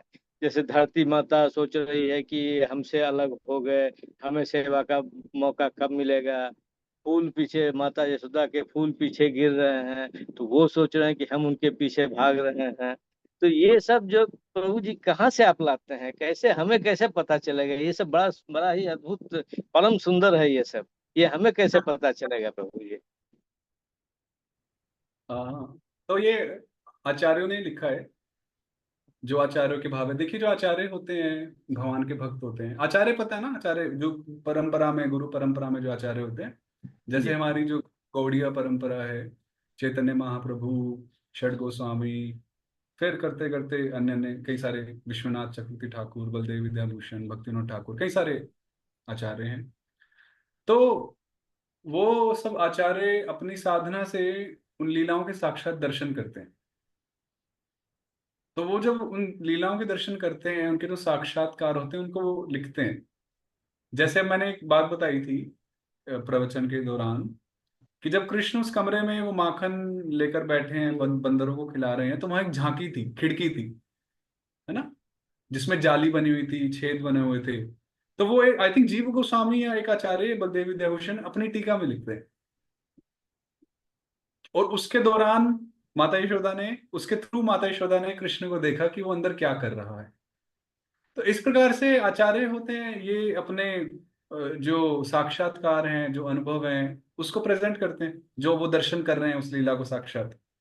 मैं एक बात ये भी सोच रहा था आज सुबह जब करते हुए, कि हमें ऐसा नहीं सोचना है कि ये जो लीलाएं हैं ये पहले हो चुकी हैं, क्योंकि जो शाश्वत, भगवान शाश्वत है ना, भगवान इटर्नल है, हमेशा रहते हैं भगवान। इसी तरह से भगवान का जो नाम है, भगवान का रूप, भगवान का गुण और भगवान की लीला, ये सब भी शाश्वत है, हमेशा, इटर्नल। तो शाश्वत वस्तु, व्यक्ति आदि पर भूत और भविष्य अप्लाई नहीं होता है, पास्ट टेंस और फ्यूचर टेंस अप्लाई नहीं होता, राइट। तो ये कहना भूल होगी, गलत होगी कि लीला हुई थी। ये लीला हो रही है, बस हम नहीं देख पा रहे। कहीं ना कहीं तो ये सब लीलाएं भगवान की सब जगह, अलग अलग जगहों पर हो रही हैं, क्योंकि वर्तमान काल है। इन लीलाओं का भूत और भविष्य नहीं होता कभी भी, ये सब वर्तमान काल में ही चल रहा है। तो जब हम ये चर्चा कर रहे हैं, तब भी ये लीला कहीं ना कहीं, किसी ना किसी यूनिवर्स में भगवान साक्षात इसको परफॉर्म कर रहे हैं। तो एक ये विचार था जो, तो आचार्य हैं, आचार्य अपने साक्षात्कार बताते हैं, तो कोई स्पेकुलेशन नहीं है, ऐसा नहीं कि मैंने कुछ मन में आया तो बता दिया। तो इतने पुस्तक कब पढ़ लेते हैं प्रभु जी आप? इतने सभी सभी आचार्यों को आप कोट करते हैं, तो ये मतलब आश्चर्य, मैं इसमें कोई ये नहीं है, आप ये हमारे लिए आश्चर्य है कि आप इतना अध्ययन करके हमारे लिए लाते हैं। प्रयास है, आप भी करिए। रूपाल जी तो कहते हैं कि ज्यादा से ज्यादा करिए, सभी करिए, तो मैं उसी के लिए। मैंने आज 2-3 आचार्यों के पढ़े प्रभु जी, जो आपने बताए थे, लेकिन ये सब पॉइंट्स मुझे मिले नहीं। गीता प्रेस के भी पढ़े मैंने, प्रभुपाद जी के भी पढ़े मैंने, गौरी मठ का जो पब्लिकेशन है उसको, उसे भी पढ़ा मैंने। तो 2-3 कोशिश किया, लेकिन उतना मिला नहीं मुझे। और कोई प्रयास समस्या करेंगे प्रभु जी। नहीं, धीरे धीरे। हरे कृष्णा। हरे कृष्णा। प्रियम माता जी, आप कुछ कहना चाहते हैं?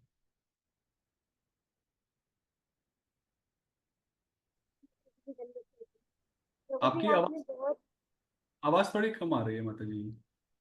हरे कृष्णा प्रभु जी, दंडवत प्रणाम। कृष्ण, हरे कृष्ण। प्रभु जी आपने बहुत सुंदर एक्सप्लेन किया, बहुत सुंदर लीलाएं बताई। और जैसे प्रभु जी ने अभी कहा ना, तो हमें बस यही लगता है कि पढ़ते तो हम सब हैं, बस वही हमारी बुद्धि, बस जितना हम सोच पाते हैं ना, बस वही तक चल पाती है।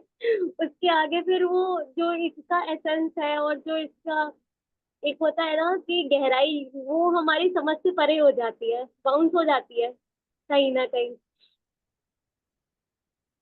तो गुरु महाराज कहते हैं कि जब पढ़ने के लिए, पढ़ाने के लिए जब पढ़ना होता है, तो ज्यादा मेहनत से पढ़ते हैं, हमें ज्यादा ज्यादा ध्यान ज्यादा। पूर्वक। तो हाँ गुरु महाराज बार बार बोलते हैं, तो शायद से वो भी कारण है कि मैंने इतने ध्यान से पढ़ा।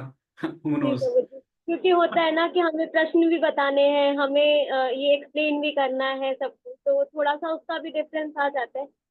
प्रभु जी मतलब मेरा देखिए, ये भाव था कि सब भक्त लोग इतना समय निकाल कर आते हैं, तो उस समय अच्छे जाना चाहिए, है ना, जी उन प्रभु उस जी। समय के साथ जस्टिस होना चाहिए, आप सबके साथ जस्टिस होना चाहिए, न्याय होना चाहिए। तो इसलिए थोड़ी मेहनत करने का प्रयास किया।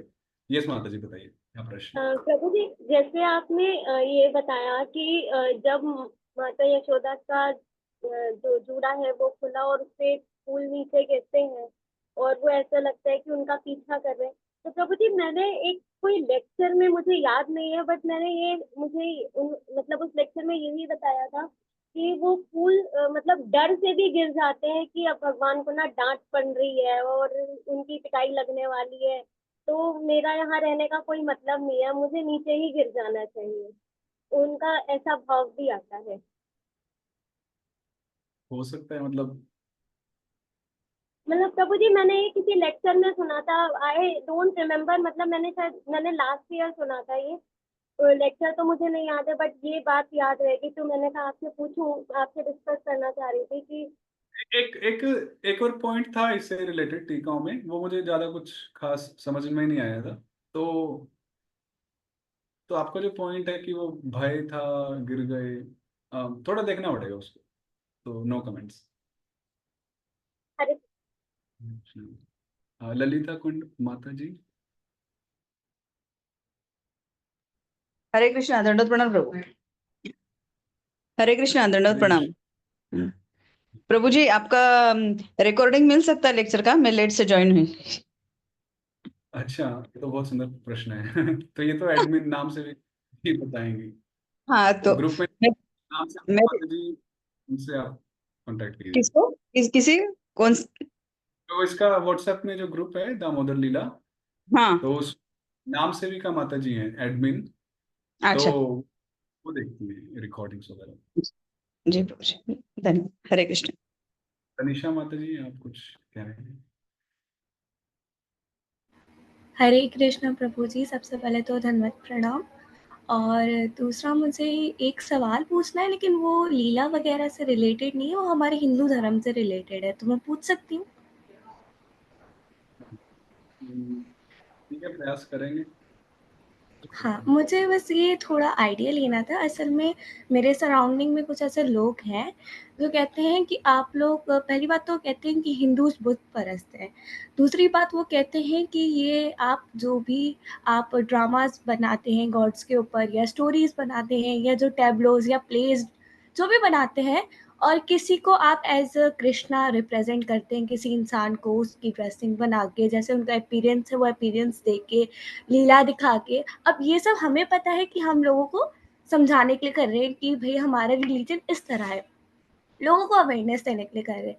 लेकिन कुछ लोग ना इसको नेगेटिव सेंस में ले जा रहे हैं कि आप एक इंसान को भगवान का जो है वो दे रहे हो, आप उनका भगवान की जगह दे रहे हो उनको, उनको कह रहे हो कि ये भगवान है और उन जैसा बना रहे हो, तो ये भगवान की कहीं न कहीं इंसल्ट नहीं होगी?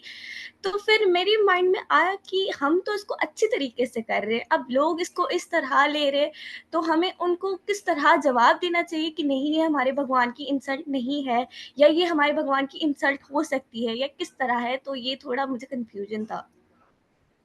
एक्चुअली जो भी है वो काफी इंटेलिजेंट है, क्योंकि जिसने भी आप, नहीं सही में, क्योंकि वो निराकारवादियों के चंगुल में जल्दी से नहीं आने वाला।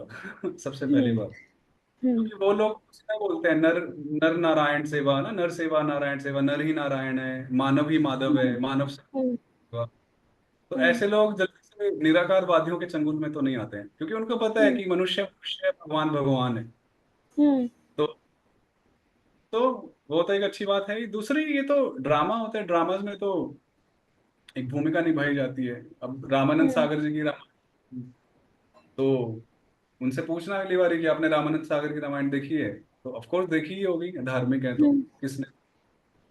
तो लेकिन नहीं, वो लोग कहते हैं कि आपने, आपको कहाँ आपकी गीता में लिखा हुआ है कि आप इस तरह से अपने धर्म को स्प्रेड करें? कहाँ लिखा हुआ है? जो आप ना किसी को जैसे उसका वो दे देते हैं, किसी का जगह दे देते हैं भगवान की, कि ये भगवान की जगह पे, आप ऐसे किसी इंसान को क्यों बना देते हैं? अच्छा, इसमें देखिए बड़ा सिंपल है।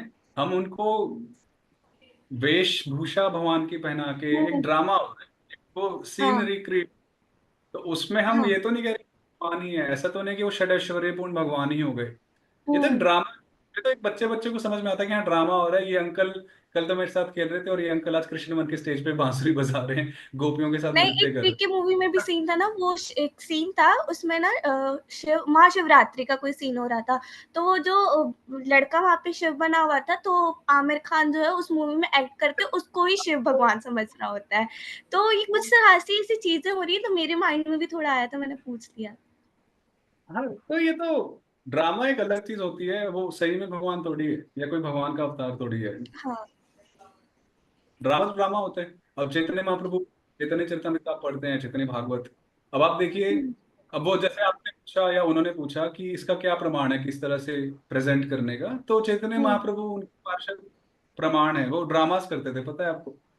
हम्म चैतन्य महाप्रभु की मंडली ड्रामा करती थी, कोई लक्ष्मण बनता था, कभी वो राम जी के ड्रामा करते थे, कभी वो कृष्ण का हम्म कुछ ड्रामा करते। तो महाप्रभु की लीलाओं में देखिए, ये प्रमाण है जहाँ पर वो कृष्ण लीला प्रेजेंट कर रहे हैं, प्रमाण है या हम्म नहीं हमारे लिए। हाँ ऐ- हाँ हमें लगता है कि जी ड्रामा आधुनिक चीज है, पर ड्रामा तो कब से चला आ रहा है, ये जो हम्म नाट्य बोलते हैं। हाँ तो ये नाट्य कला तो काफी सेंचुरीज से, काफी शताब्दियों से चली आ रही है। चैतन्य महाप्रभु ने स्वयं ये नाट्य लीला करते थे, और इसका एक ही मकसद होता है कि हम भगवान के बारे में ज्यादा स्मरण कर पाए, उनकी लीलाओं का स्मरण कर पाए, ताकि हमारा ध्यान भगवान में अधिक रहे और माया में ना रहे। काफी सिंपल है। अब इसके बाद भी अगर किसी को ज्यादा ही रैशनल बनना है, लॉजिकल बनना है, आर्ग्यूमेंट करना है, तो उसका तो कोई जवाब ही नहीं है। ठीक है, धन्यवाद प्रभु जी। तो हरे अगर कृष्ण। कोई आर्ग्यूमेंट कर रहे हैं तो हरे कृष्णा बोल के टाटा टाटा बाय बाय कर दिया करें, कोई ओके, मतलब थैंक यू। प्रयोजन नहीं। अ, ठीक है, और किसी को भक्त को कुछ कहना हो तो 2 मिनट हो बचे हैं हमारे। अच्छा, घनश्याम प्रभु ने आई थिंक दोबारा उठाया है क्या? You want to say something? Ghanshyam Prabhu, Lalita Kund माता जी, अंतरात्मा माता जी, आप सबका हैंड रेज ही है। अनंत शेष प्रभु, आप शायद से बोल नहीं पाए थे, एक भक्त बोल नहीं पाए थे अभी तक। हरे कृष्णा प्रभु जी। प्रभु जी, जी मैं प्रभु। तनिषा माता जी ने जो बताया है, तो शिल प्रभुपाद ने बताया है कि पहले 9 स्कंद पढ़े बिना 10म स्कंद में भगवान श्री कृष्ण की लीलाओं पर जंप करके जाना, उसे पढ़ना, वो भयावह हो सकता है।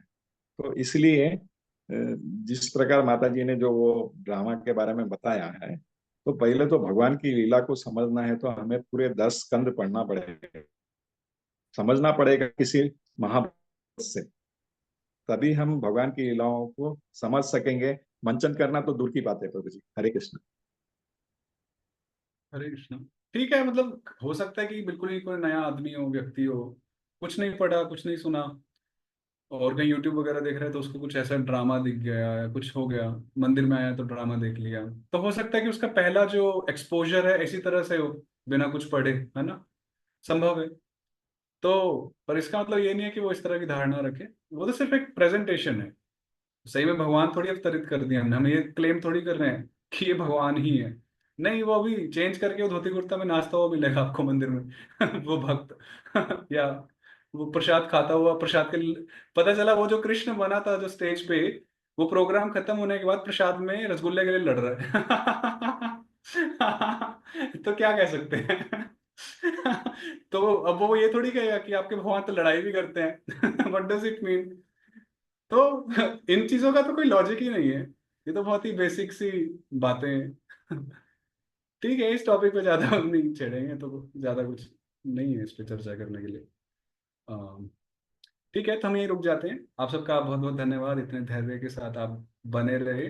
तो कल हम देखेंगे कि कैसे माता यशोदा बांधने का प्रयास करेंगी, और जब वो बांधने का प्रयास कर रही होंगी तो कितने सारे चमत्कार होंगे। एक एक सैंपल आपको देते हैं ताकि एक उत्सुकता बनी रहे। आप सोचिए, कृष्ण को जब माता यशोदा बांध रही है रस्सी से, तो वो रस्सी लेती हैं और रस्सी से बांधना चाहती हैं। अब कृष्ण का पेट उतना ही है, और कृष्ण कितने छोटे से बालक ही तो है, नन्हे से, ज्यादा बड़ा शरीर तो नहीं है। पर जब भी वो बांधने का प्रयास करती हैं, तो वो रस्सी हमेशा 2 उंगली छोटी रह जाती है। चाहे वो कितनी भी रस्सियां जोड़ लें, वो हमेशा 2 उंगली छोटी रह जाती है। तो एक सबसे बड़ा जो आश्चर्य, जो चमत्कार यह है, जो आचार्य बताते हैं कि बिल्कुल सिमेट्री में वो हमेशा 2 उंगली ही छोटी रहती है रस्सी, ना 3, ना 4, ना 5 उंगली। आप समझ रहे हैं? चमत्कार है, और सब गोपियां देख रही हैं वहां खड़े होंगे कि ये तो बहुत चमत्कार हो रहा है कि ना तो 3 उंगली छोटी पड़ रही है रस्सी, ना 4, ना 5, ना 6 इंच, ना 8 फुट। वो प्रॉपर हर बार 2 उंगली ही छोटी पड़ रही है गिनती करके। तो कई सारे चमत्कार कल होंगे इस लीला में। तो उन लीला को हम कल सुनते हैं, कल के एपिसोड में श्रवण करेंगे। तो आप सबका पुनः बहुत बहुत धन्यवाद। तो कल सब समय पे आइए, और फिर हम कल कंटिन्यू करेंगे। श्री दामोदर लीला की जय, यशोदा दामोदर भगवान की जय, श्री कृष्ण चंद्र भगवान की जय, वृंदावन धाम की जय, गोकुल धाम की जय, उखल बंधन लीला की जय, आगामी कार्तिक मास की जय, समवेत गौर भक्त वृंद की जय, शिल प्रभुपाद की जय, निताय गौर प्रेमानंदे, हरि हरि बोल, हरे कृष्णा।